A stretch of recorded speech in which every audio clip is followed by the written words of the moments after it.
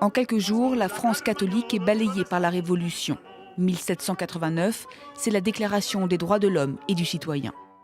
Les hommes naissent et demeurent libres et égaux en droit. Égaux, que l'on soit riche ou pauvre, égaux quelle que soit sa religion. Jusque-là, les protestants étaient chassés, massacrés, convertis de force. Et les juifs, ghettoisés, privés de droits 3 siècles durant. 1789, ils deviennent tous des citoyens à égalité avec les catholiques, des citoyens français.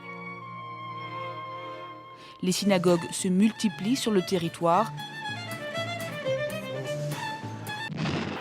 Quant aux musulmans, on ne les connaît réellement qu'en 1830, avec la colonisation de l'Algérie.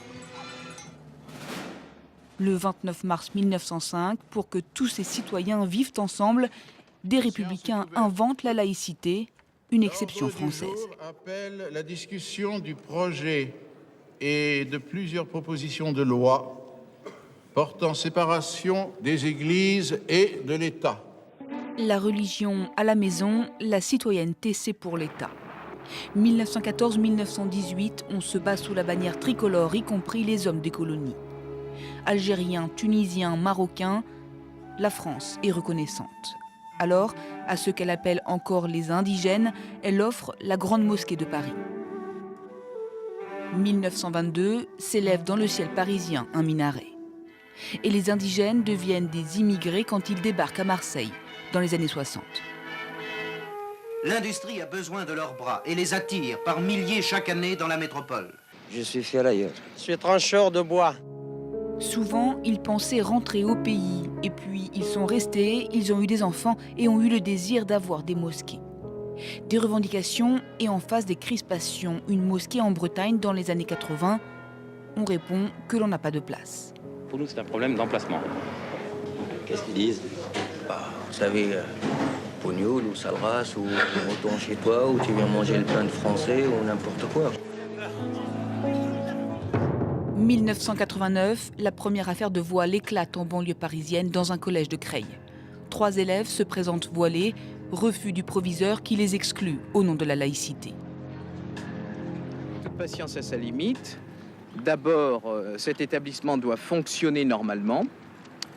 Le proviseur refuse tout aussi fermement d'accorder le samedi libre, revendiqué pour le Shabbat par des élèves juifs et des adventistes du 7e jour.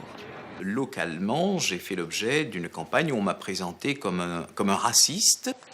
Le chef d'établissement est alors lâché par son ministre de tutelle qui le désavoue. Le fait qu'un enfant arrive avec un foulard ne doit pas être un motif pour l'exclure. Voile à l'école, faut-il l'accepter ou le refuser?